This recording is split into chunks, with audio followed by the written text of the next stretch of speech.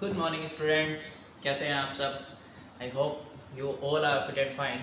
Students, हम discuss कर रहे थे कोल एंड पेट्रोलियम के रिसोर्सेज के बारे में and types of natural resources हम प्रीवियस क्लास में डिस्कस कर चुके हैं, जो दो टाइप का होता था, एग्जॉस्टिबल एंड इनएग्जॉस्टिबल। ठीक है, फिर हमने देखा था फॉसिल फ्यूल, जिसे हम 3 पार्ट्स में पढ़ेंगे, coal, petroleum and natural gas. So students, today we are going to start the first types of the fossil fuel, that is कोल।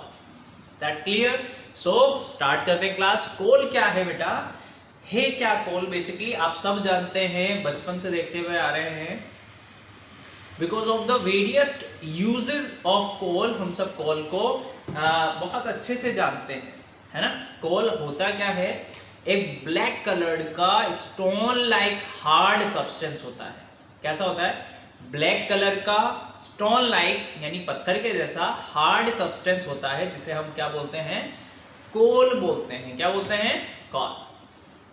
ठीक है, कोल बोलते हैं। कोयला जिसे आप बोलते हैं बेसिकली हिंदी में कोयला, पता नहीं गुजराती में क्या बोलते हैं, हिंदी में बोलते हैं कोयला।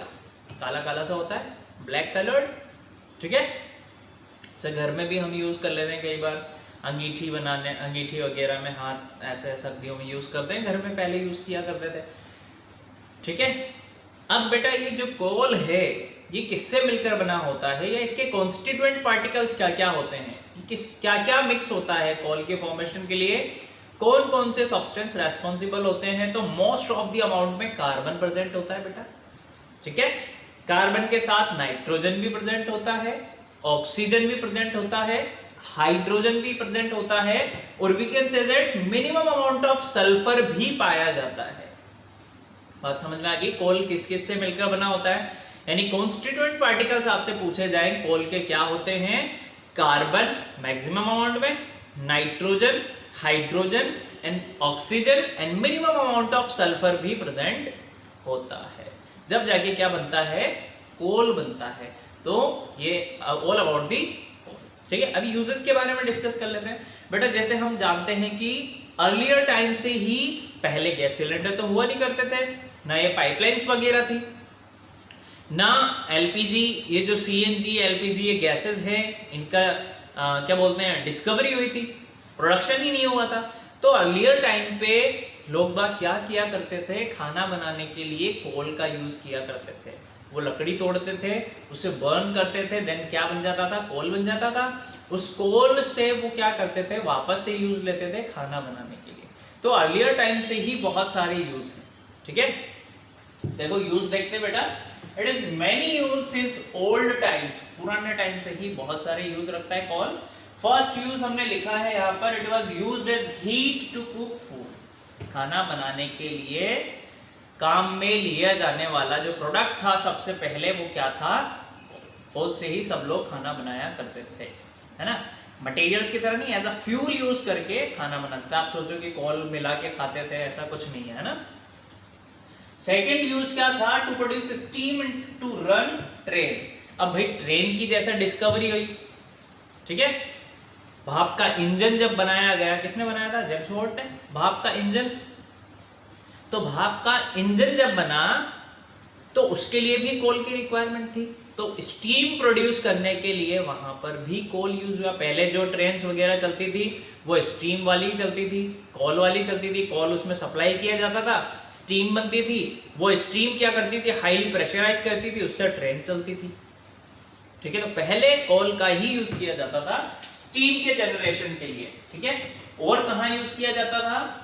इन thermal power plant to produce electricity, and in thermal power plant अभी भी यूज किया जाता है। देखो थर्मल पावर प्लांट में क्या होता है बेटा, जो बड़े बड़े ये जो गुड्स होते हैं, मालगाड़ी होती है, ट्रेन्स होती है, उसमें कोयला जाता है। क्या जाता है? कोल जाता है डायरेक्ट थर्मल पावर प्लांट में।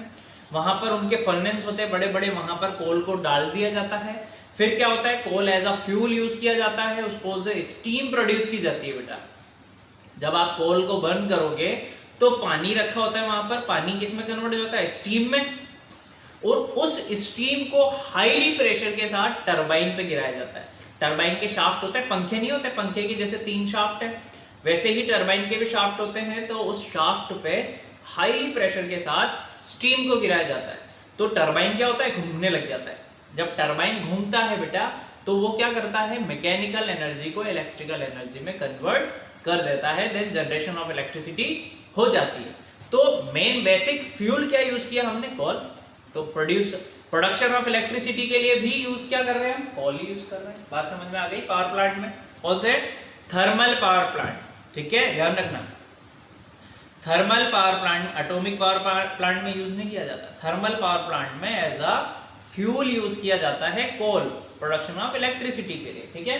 और कहां, it is used as fuel in many industry, और भी बहुत सारी इंडस्ट्रीज होती है जहां पर फर्नेस के लिए कोल का ही यूज किया जाता है बेटा। तो ये थे यूजेस ऑफ कोल। यूजेस भी पता लग गया हमें, होता क्या है कोल ये भी पता लग गया। अब एक और इंपॉर्टेंट चीज कि आप इतनी देर से जो कोल की बात कर रहे हो उसका फॉर्मेशन कैसे हुआ, कहां से आया, ऊपर से तो टपका नहीं होगा कोल, भगवान ने फेंक दिया बोले बेटा, कहीं ना कहीं तो फॉर्म हुआ ही होगा, किसी ने तो बनाया ही होगा, कैसे न कैसे तो बना ही होगा। तो देखते हैं फॉर्मेशन किस तरीके से हुआ था कोल का बेटा। तो सबसे इंपॉर्टेंट चीज देखो, अबाउट 300 मिलियन ईयर्स अगो, ऐसा नहीं है कि ये 300 दिन पहले ही कोल बना है, बहुत मिलियंस ऑफ ईयर्स लग गए इसे बनने में। कैसे बना देखो मैं बताता हूं आपको। बहुत साल पहले, कितने साल पहले हम सोच भी नहीं सकते। एक एवरेज आइडिया हमने लिया कि अबाउट 300 मिलियन ईयर्स अगो, ठीक है, 300 मिलियन ईयर्स अगो क्या हुआ होगा, फॉरेस्ट ही फॉरेस्ट था सारी तरफ, इतनी पॉपुलेशन थी नहीं, कुछ कहीं कहीं कुछ लोग दिख जाया करते थे, अदरवाइज तो पूरा फॉरेस्ट और पूरा पानी पानी था हर जगह। बात समझ में आ रही है। तो जब कभी भी बेटा कोई नेचुरल डिजास्टर होता था, लाइक अर्थक्वेक हो गया तो जमीन फट गई, उसमें सब कुछ अंदर चला गया, फॉरेस्ट भी गया, वहां पर जो प्लांट्स थे वो भी गए, वहां पर जो एनिमल्स थे वो भी चले गए अंदर, ठीक है। लाइक फ्लूडिंग हो गई, कभी फ्लूडिंग होने के बाद भी सब कुछ तहस नहस हो गया, फॉरेस्ट भी गया, एनिमल्स भी गए, प्लांट्स भी गए, सब अंदर जाता गया। तो जैसे जैसे डेप्थ में ये चीजें जाती गई, देन फिर क्या हुआ, वापस से सब कुछ सूखा और उसके ऊपर सॉइल की एक लेयर जमा हो गई, ठीक है, वापस से सारी चीजें पैदा हुई, देन वापस से कुछ नेचुरल डिजास्टर हुआ, वापस से वो सब चीजें अंदर चली गई। ऐसा नहीं है 300 दिन लगे इसे, इसीलिए बोला जा रहा है मिलियंस ऑफ ईयर्स पहले टाइम लगा कोल बनने में। तो ऐसा प्रोसेस होता गया, सॉइल ऊपर डिपॉजिट होता गया, तो जो भी अंदर पहले पड़ा था वो और नीचे चला गया, फिर सॉइल ऊपर आ गई, फिर और दूसरे मटेरियल ऑर्गेनिज्म आया, प्लांट्स और एनिमल्स, ठीक है, उनके डेड रिमेन्स बचेंगे, मरने के बाद डेड रिमेन्स ही बचेंगे, हड्डियां, पेड़ पौधे, जो लकड़ी हो गई, पत्ते हो गए, यही बचते थे, वो अंदर चले गए डेप्थ में, और फिर सॉइल की डिपॉजिट हो गई, देन वापस ऐसे तो अंदर डेप्थ में जाते गए एंड डेप्थ में इतना ज्यादा high temperature and high pressure मिला, तो वो किस में कन्वर्ट हो गए बेटा, कोल में कन्वर्ट हो गए। किस में कन्वर्ट हो गए, कोल में, और फिर माइन से उनकी खुदाई करके हम वहां से उसे प्रोडक्शन उनका कर लेते हैं। तो बात समझ में आई कैसे कोल बना है।